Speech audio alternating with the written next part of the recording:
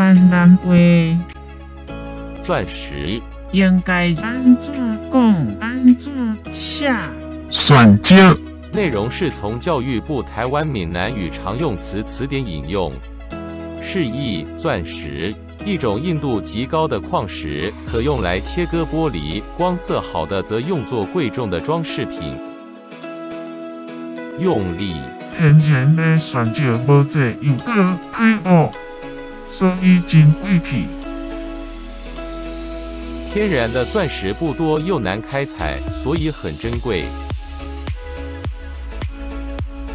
请支持我，点击 subscribe， 然后再单击小铃铛，也不要忘了转发给您的朋友圈。